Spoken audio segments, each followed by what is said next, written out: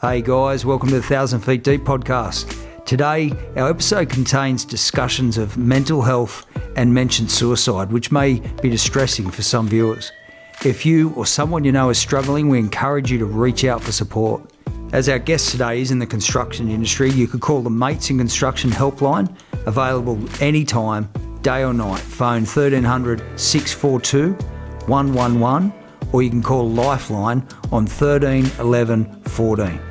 If you're outside of Australia, please seek help from your local crisis support services in your area. Welcome to the 1,000 Feet Deep podcast. Our mission here is simple. We believe that depth determines height, so we go to great lengths to go deep in our conversations with real people who, despite their success, they're happy to admit they still haven't got it all together. But our guests have overcome, and they have amazing life stories, and despite their achievements, they care enough to stop and bring us on their journey. And today, that is Aaron from The Good Builder. How are you, mate? Yeah, I'm good, Dan. Thank you for having me on your pod, mate. You've given us a lot of knowledge, and I absolutely love what you do. All of our audience does too, mate. So I'm so grateful to be talking to you, mate.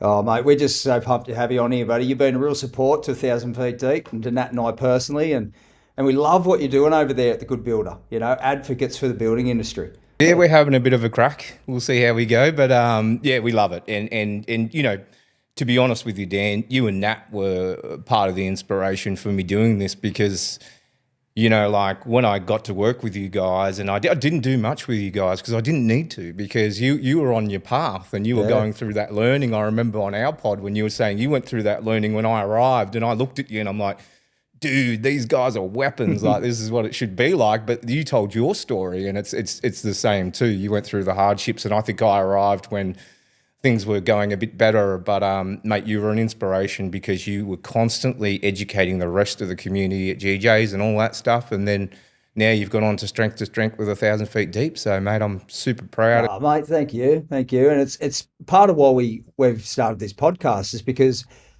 we only ever see people, you know, glimpses, don't we? You know, whether it's a Facebook highlight reel or people at an event, and we don't actually know their story, and it's But it's the journey. It's where we learn what it is to be successful, because, of course, we don't believe that success is a one-off thing. We don't believe it's a moment in time. It's a journey to get there. So, yeah. And we want to hear your journey, bro. So tell us a little bit about how you've landed where you have. Long story, Dan. Where do you start?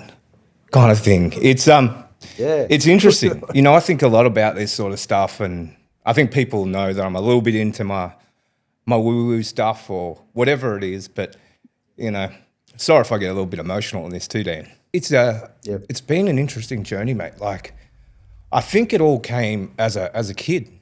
I grew up in an interesting, it was an interesting time for me, mate. I lost my dad when I was really young. Had a mum that worked like a maniac. I don't know, the first few years of my life, mate, when it was like that, it was, we were just fighting to survive. Okay. So, you know, I was doing things like I was working from a young age. We didn't have a lot of guidance, didn't have a lot of mentors. Interesting life, mate, because I didn't have, we didn't have my mum's side of the family, and we didn't have our dad's side of the family, really. They didn't kind of talk to us because we grew up half Asian, half Australian, which is really interesting, you know, and that's why I just see people as people. So that was my number one lesson, I think. I was like, you know, we're all the same in the end. Yeah.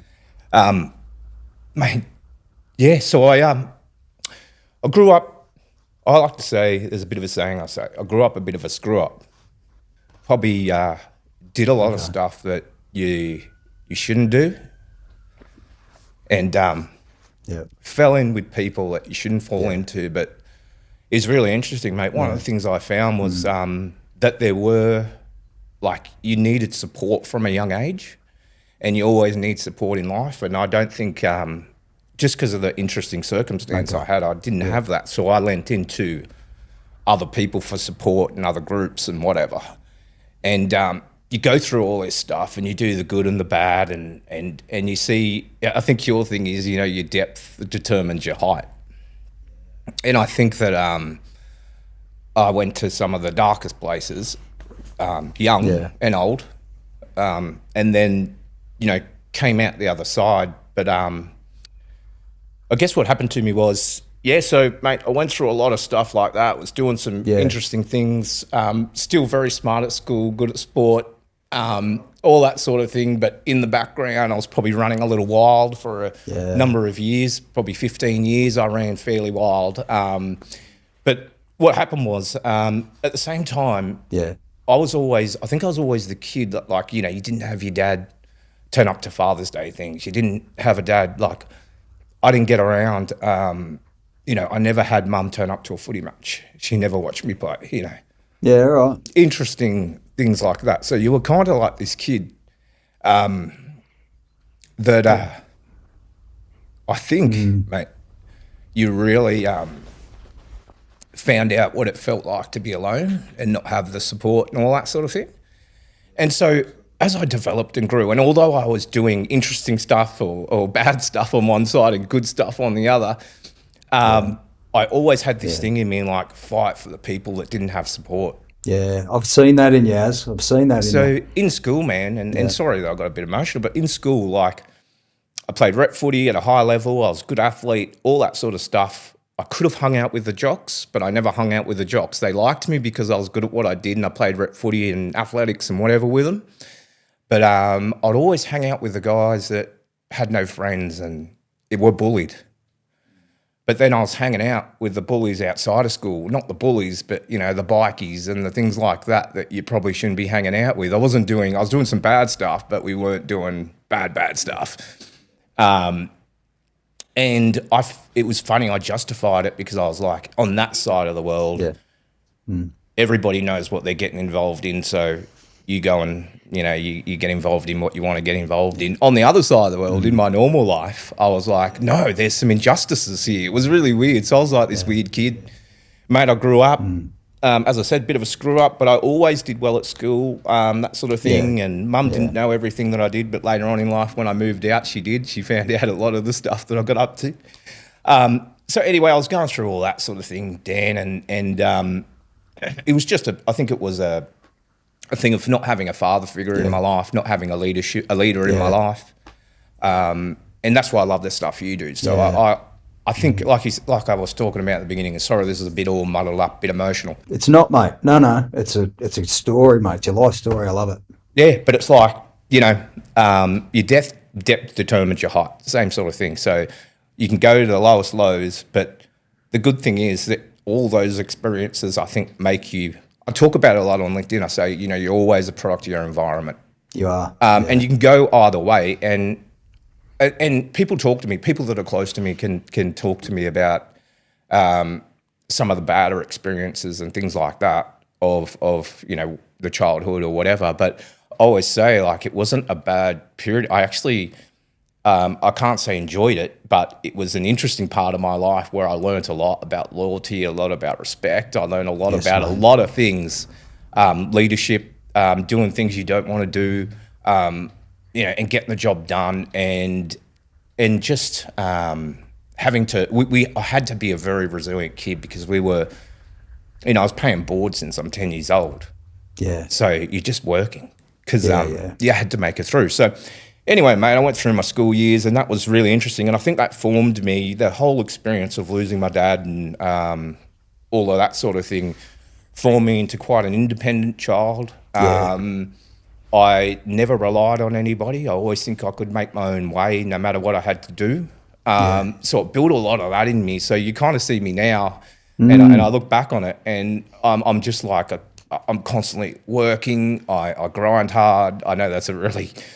you know, not a cool word to use, but like I'm always that worth ethic, that survival mode is always in me, and I think it's survival mode that I've never been able to get rid of, no matter how successful or unsuccessful I've been. Yeah, so it's an interesting thought. Yeah, wow. Yeah. So as I always say, you're a product of your environment, but yeah, mate. Then went through high school, enjoyed it. went to university, so I did all of that, albeit hanging out with What'd you do at uni? I did business law and marketing. So, and you know what happened to me, Dan? I had no leadership or anything in my life. I had no, direction really even at that stage at 18 years old, because I never used to talk to my mum about school. She was always too busy. She works so hard to raise us. So she was barely home. So she never probably knew what I even got in school, to be honest. Never saw a school report. I did pretty well in my HSC. Didn't tell her. And then I didn't know what I wanted to do, because I thought life was a fight, and, there was not going to be a clear career for me, to be honest with you. So what I did was, I remember I was at the gym, and the gym trainer was like, "Man, like, you're smart. What's going on?" And I was like, "I don't know." And he gave me a book, which was the Western Sydney University book. And he goes, "Choose a course." And I just flicked through the pages because I got a good mark, and I went, bang, I'm doing that. And I just put my finger on it, and it was business law and economics and a commerce degree or marketing. So I fell into that. Yeah. Did it. Sort of interestingly, I know this is really funny, mate. Thought not too much of it. Just did it because I thought it was the pathway to go in life. And, on one side I wanted to please my family and please what I wanted to do. But on the other side, I was pretty young and enjoyed being wild. Yeah. So I was like, which pathway am I going to go?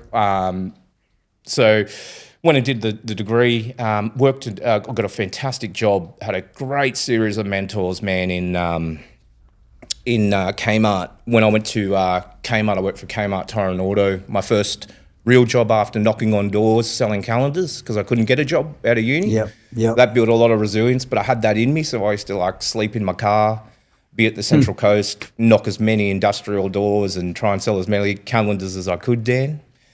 And then, mate, got into KTAS, as I said. I worked under Tony Scalius, Bob Sutton, Keith Richardson, who's passed away. I'll tell you what's interesting, mate. Sorry to interrupt you, but I'll tell you what's really interesting with that is that up until this point, it would seem as that, that mentor, that father figure that you hadn't had, you get into the business world and there's mentors there. I mean, that's a big part, isn't it, of what you're trying to do, Aaron, with the Good Builder and us with 1,000 Feet Deep. But I just wanted to highlight for 2 seconds that, it's an epidemic, this fatherlessness and and directionlessness and feeling as though you've got no mentors to be able to guide you in life. And it's true of business as well. But I love the fact that business is more set up so that, there's not a hierarchy in the sense, but it's inbuilt that you are going to have a boss. You're going to have somebody telling you what to do, showing you how to do it. The question is, are they good bosses? Of course. But what an awesome structure to be able to have in place if you're open to it. Yep. But you've mentioned loneliness, but I can tell you one of the strangest things is in business, when you start out on your own, you're back to that lonely spot again because you don't necessarily have those mentors, those father figures, those people helping you in life. Yeah. And you know what, Dan? And I'm sorry to cut you, mate. You're completely right. And that was my experience. But so I was a kid. I just told the beginning of my story. It was a bit, all over the place. But no, mate. It's an interesting one I can't, not can't tell it all, but it's like going for hours. There's a lot to it. I think there's a lot to everyone's life, and that's why I love talking to people. Mate, I love it. But yeah, Dan, you think about a kid that didn't have that, and then come into the business world, and whoa, holy crap, So I started to love business. So it did change me. That's where I was going with it, Dan. I went and worked at KTAS, and mate, I was marketing tires and car servicing, but mate, had the most fun. Wow. Mate, those guys will be mates for life. You see them on LinkedIn. I still talk to them, and they became my father figures. It was really interesting, and I would, That right. Wow. Even to the degree, mate. Wow. Keith Richardson, who's passed away. Yeah. Total legend of a bloke. Sorry, mate. Yeah. I was, interestingly, I was thinking about him the other day.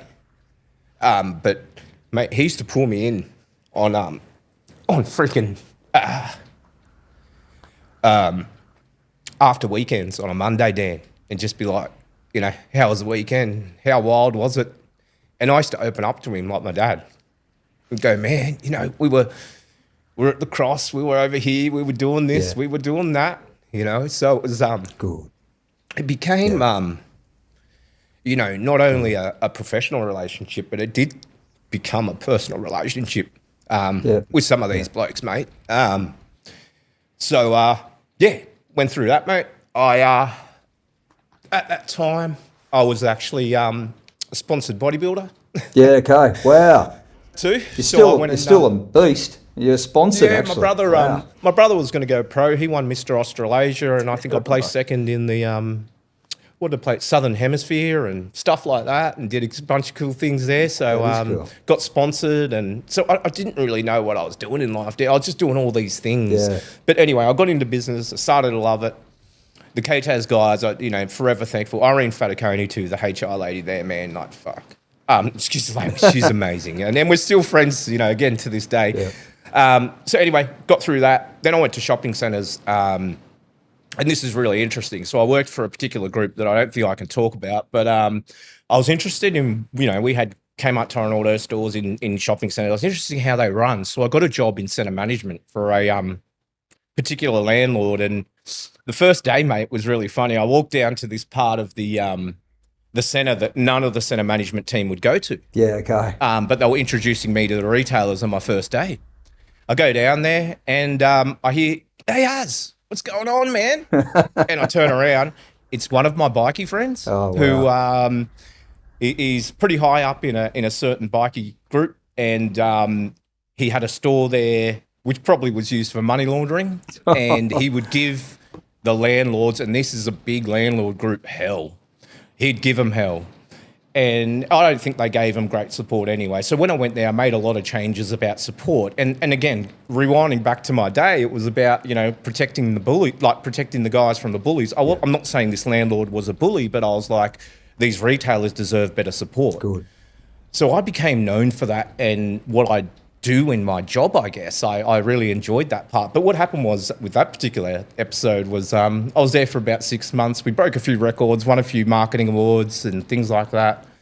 And then they were tailing me for thinking I'm a bikie, because I got on with all the bikies in the centre. We're in Western Sydney, and that was when the bikie epidemic was coming through, and I knew them all. I went to the gym with them, and we were childhood friends, and grew up doing some things. And so I ended up being forced to leave that job. And it's the first time I've ever been forced to leave that job, but they gave me a big payout and said never talk about it again, because they could never prove anything, which was really interesting for me. And I was, you know, not a criminal by any means, but I knew these guys, and I thought they were good guys. And it kind of taught me that, you know, I guess in my mind, maybe not taught me, but in my mind it was like, I had this blur between, okay, these corporate guys think they're really, really good and they're above everybody else. And then you got these bikie guys, and I know they have a similar sort of attitude, but I think they're a better group of people, and they're a nice group of people. And if you just respect them, the respect is back. But if you don't show them any respect, they're going to give you hell.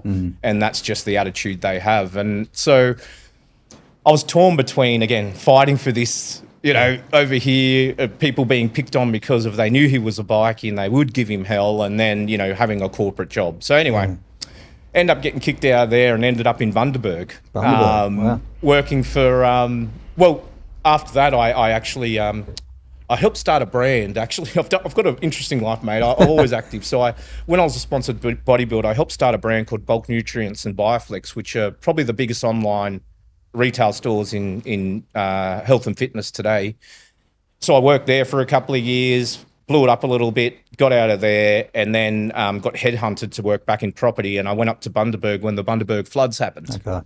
And it was my perfect position, mate. Yeah. I think all the stuff I've already told you about.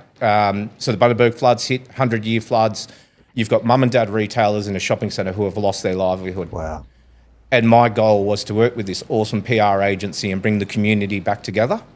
And so we did cool stuff. We were doing, ads. We saw I remember my first sort of interactions with social media, and we were doing it for Hinkler and telling them about the rebuild and things like that. And I remember seeing a comment from a customer that just said, "We miss you."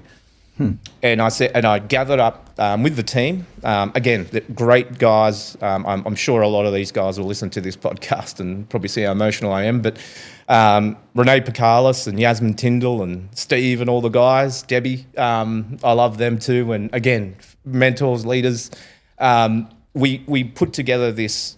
It was a series of activity and like bringing this community together. And we actually had the biggest opening of a shopping centre, and it was in Bundaberg. Wow. And the Queensland State of Origin team turned up. The whole town got behind it. And I was like, this is what life's about. This is what business is about. And at the same time, I was helping cleaning out retirement villages just to help out for old people that have lost everything. So I kind of...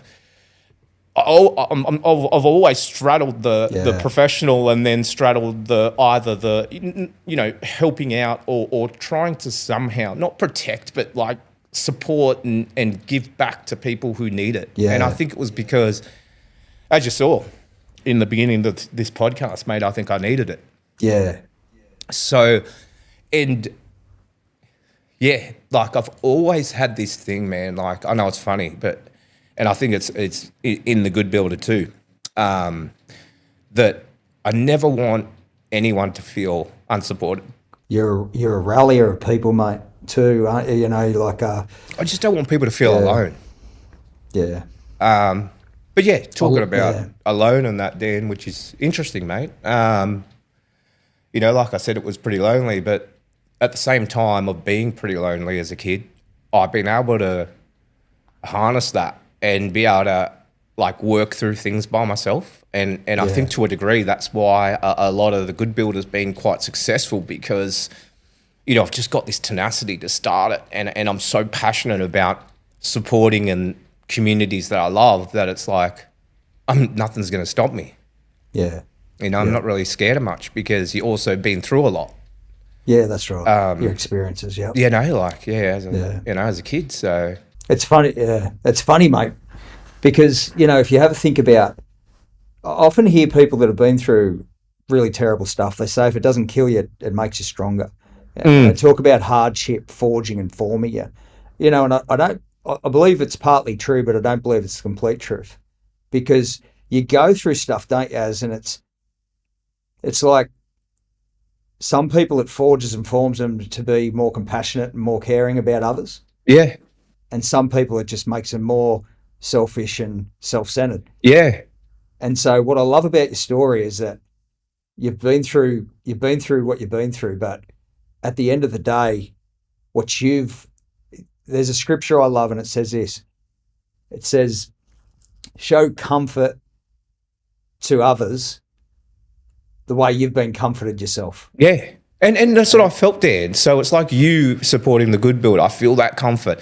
It's like the KTAS guys when I was there. I felt that comfort. And I know this sounds really funny, but the bikies I hung around, man, I felt that comfort.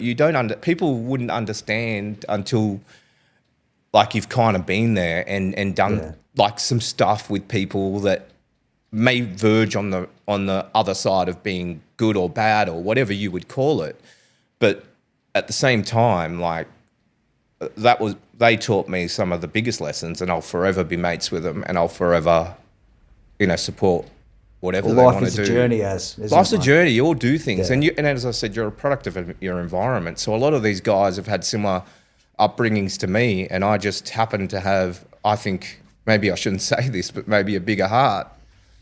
And like you said, I went on a direction of less selfishness and more, hey, I don't want anyone to feel. Because it could go the other way, couldn't it? I mean, it often goes the other way. Yeah, because that's the whole thing. And I was just like, I was always, because I had a good family. Like my mum's brilliant. My brothers and sisters are cool. And I always knew that, like, some of the wrong things were wrong, but, some of them were survival, others were fun, and others were, but I always knew that, you got to be good, and it's about the support for me, and it was around, trying to be there for people. And yeah, it's good, mate. you know. So it's sort of molded me into that, I guess.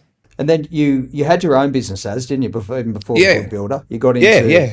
Obviously, you've given us a bit of a background on how you got into marketing, and obviously, mate, it's funny that you've stumbled, as the words you use, stumbled into marketing because it is so others centric. It's all about yourself. yeah, well, it could be self centered, but essentially, the best form of marketing is, it's outwards of you, isn't it? It's knowing how to communicate with others. It's knowing what others want to hear or need to hear, and also the purest form of it too is supplying a service, a need for others. We went around Australia just recently, and I cannot tell you how grateful we were that people were offering a service in the middle of nowhere to give us fuel. Yeah.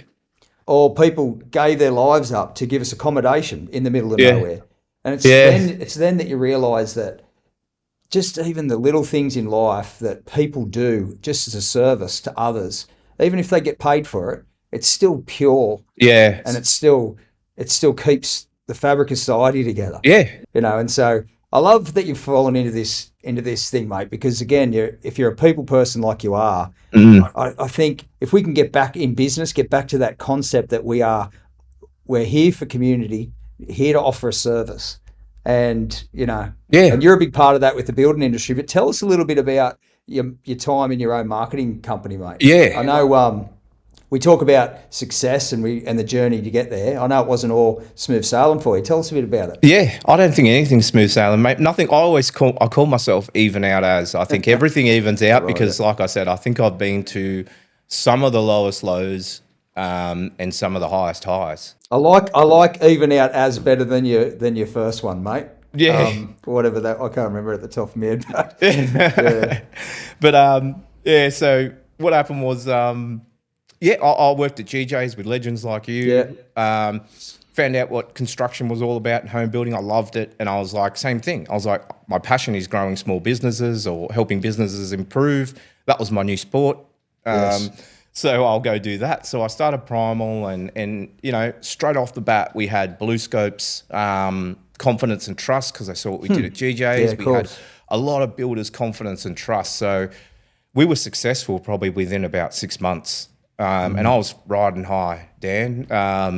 Along the way, it was fun for a while, but I think the cracks started to show, very similar to what you talk about with GJ's. The cracks started to show in terms of me not being a good leader, me not having the right things in place.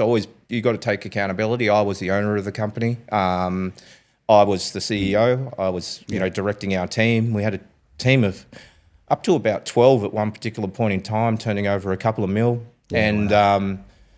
As a leader, I was working in the weeds. I wasn't watching from the stand, so I started to have staff issues. I had a particular staff member I nearly got in a punch up with, and that's not like me.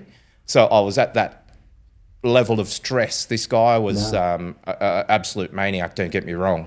And there were, he did some really bad things. But we, I was that stressed out, and I started to feel back to being, a bit of a failure and not getting where I want to in life. And so what I did was I think I went back to survival mode, and I tried to work harder and get more success and get more work on. And it just fueled the darker, deeper hole that I was digging myself into, both from an operational sense with the way we were executing our work. I wasn't completely happy with, but we'd already gone too far, and I didn't have the right structure in place and the right leadership and things like that.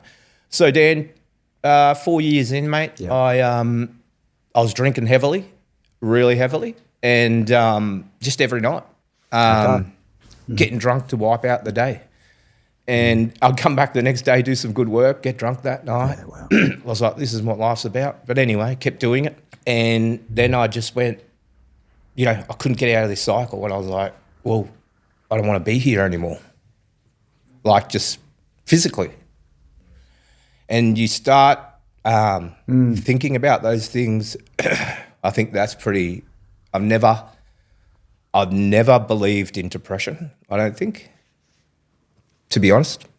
But I think I had it. I definitely know. Or some form of it or something. But yeah, I was just like, don't want to be here. And if this is life, then life's not worth living. Well, as you kind of go back to that place, don't you, that we talked about earlier, where you talked about when you're growing up and there's directionlessness, fatherlessness, and all that kind of stuff, and then you find a family, if you will. I know you had your own family, which is great, but that family of whether they're rough or not, they're your family. You're tight with them, but there's still that directionlessness, if you will. Yeah. You get into corporate. Yeah. Where you got some structure and you got some mentors. Yeah. But this is what happens to us, mate. We then get into business for ourselves. Yep. And it's back to square one again, because we feel, oh mate, I was a weapon when I had a boss above me. Exactly. It's funny that, mate, I just love the fact that this is sort of going where it is, because this is what it is to be in business, isn't it, mate? It's leadership. It is. It's being able to, and as the leader, we understand that, and this is probably a really big takeaway for this today, for those who are listening. We get into business because we're good at what we do, but without the support networks around us, I've found this, it sounds like you found this too, as for different reasons, of course, we're going to feel directionless. You're going to feel fatherless. You're going to feel like you've got no community, because it's a lonely place, leadership, even if you're good at it. Yeah. And so what would you say to people, Aaron, about that thought around, okay, we're not telling people to not get into business, of course, but how can they be better supported? What would you have said to yourself before you got into your marketing business? Need a mentor. I think I need a mentor, and I need to be very clear about why I'm getting into this business. I think I need my why. I think you've heard me talk about my ikigai, and that's what I did before I started The Good Builder, but I didn't have a why. I was just like, same thing, Dan, like you probably get the theme of this, and probably I'm bringing the dots together as I talk to you, and this is more of a therapy session than a podcast. But I love it. You kind of go, like, you connect the dots later on in life, and you go, I was just in survival mode for all those years. Yeah. And because of, as I said, you're a product of your environment, I knew I had to scrap as a kid because we weren't going to make it. When I started my business, it was there was no why behind it. It was I don't want my daughter Lily to grow up like I did. This was the thing, man. So I'm going to make as much money as I possibly can. I'm going to buy her a house. I'm going to leave her with $1 million. And she's going to be sweet, and then that is my purpose in life. And I know that's part of my purpose in life, but then I can just die. And so I thought, we hadn't exactly got there, but we had some money in the bank. We had that sort of thing, and I'm like, I've got some, I put a life insurance on me. Yeah, and so, and when you're directionless, and you're doing it for reasons that really, aren't true to you, mate, it just becomes a cycle, I think, of and not having a mentor there to get through it, and you're not a leader there to get through it, mate. It's hard to get through. And the way I got through it, Dan, was me and my wife had a big chat. We never argue. We probably had our first argument, and it was pretty silly, mate, because I was like, the argument I think was over me wanting to kill myself. And anyway, we sat down. I remember at the pub, and she's like, "What do you want to do?" And I was like, "I don't want to do this anymore." Like, and I think I'll go back a bit too, because Primal was interesting as well. I saw a lot of bad leaders in Primal.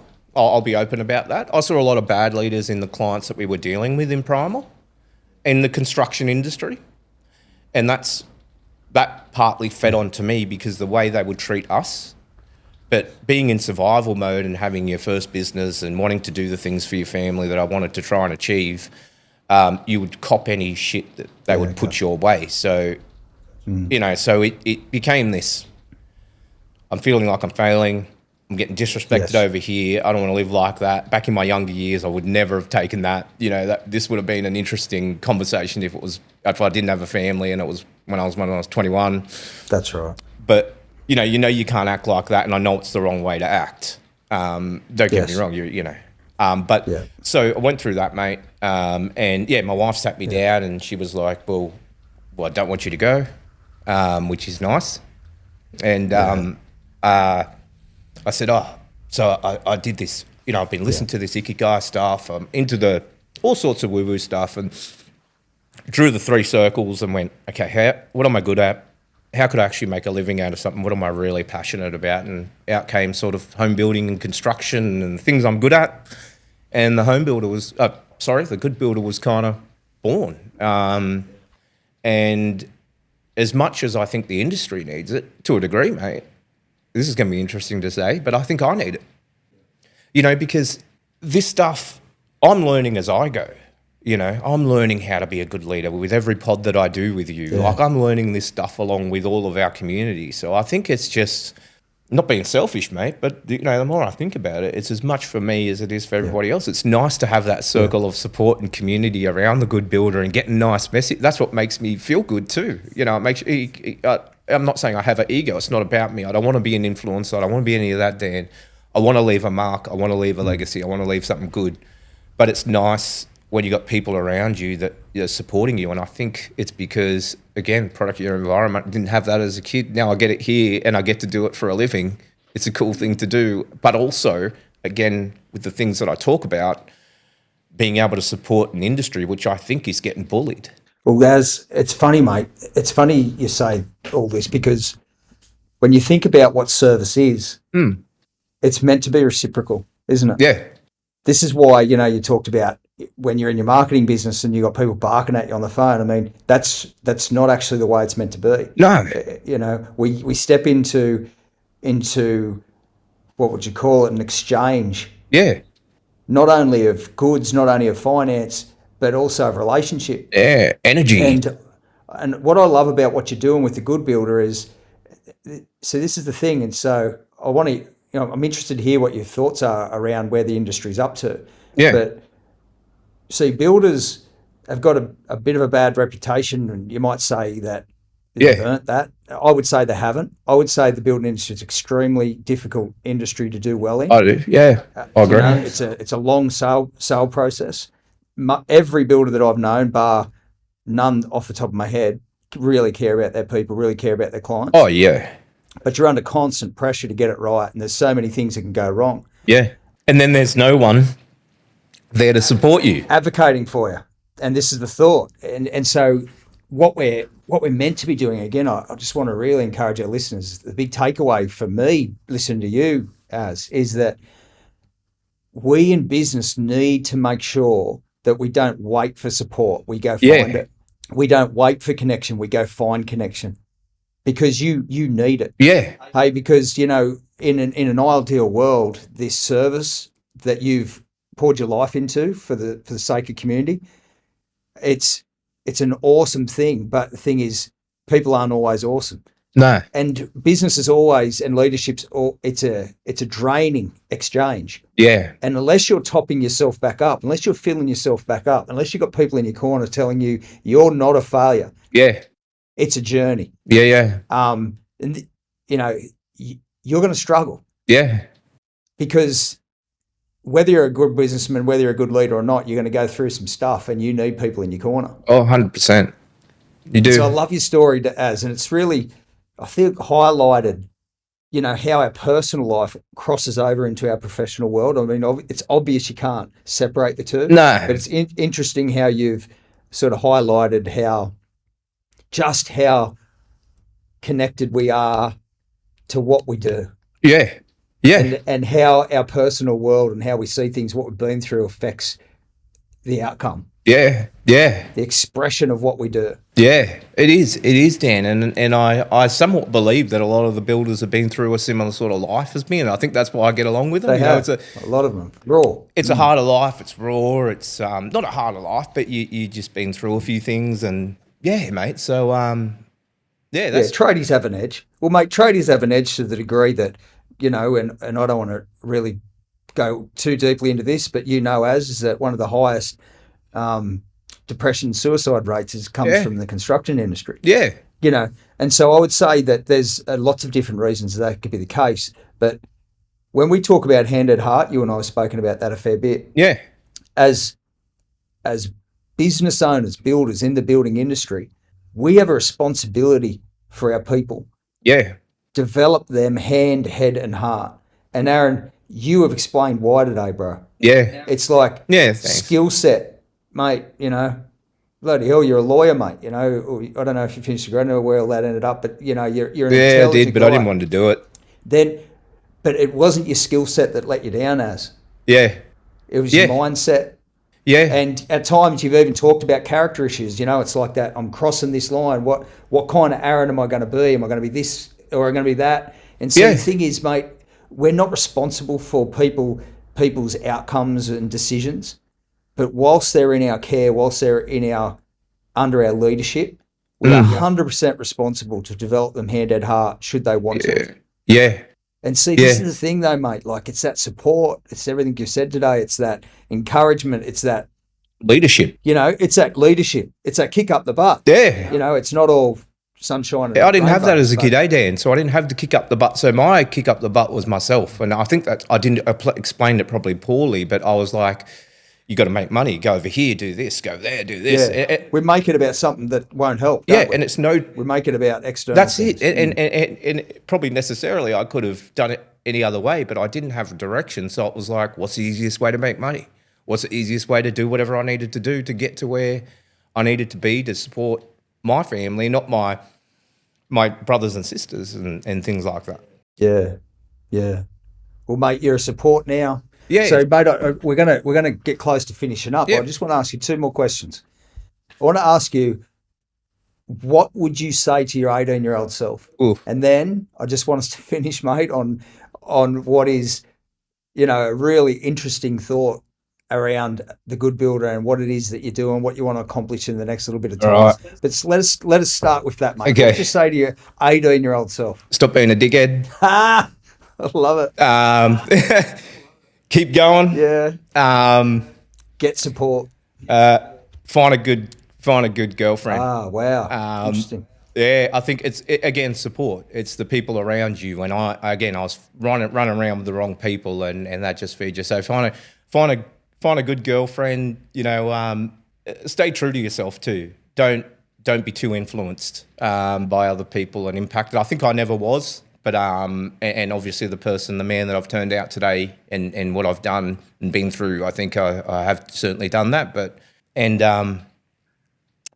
I think the big thing is build that circle, build it with the right people, find a mentor, find somebody that you can. I think if I did that earlier on, I'd be definitely more successful today.